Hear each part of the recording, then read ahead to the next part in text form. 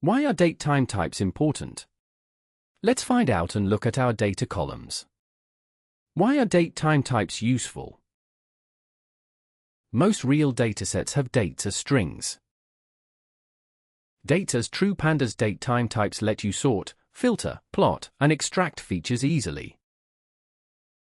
Let us look at the columns of our dataset. Running the cell now. Let's check our sample data frames columns and their data types. We import Pandas and create the same sample data frame. Import Pandas as PD. Sample_data equals year 1949, 1949, 1949. Month January, February, March. Passengers 112, 118, 132. df equals PD data frame, sample_data. Now, let's print the column names and their data types. Running the cell now.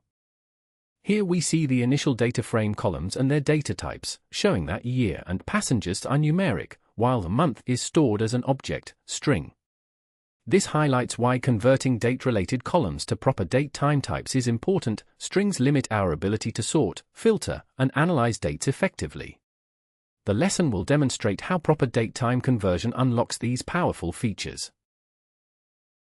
Now, let's combine the year and month columns into a single date string. We create a new column by joining year and month as a string.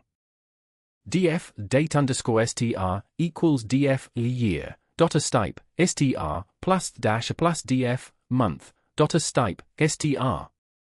Running the cell now.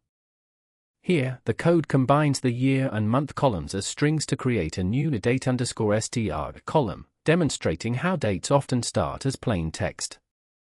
Notice the format. The 1949 January preserves the original labels but isn't yet a true date-time type.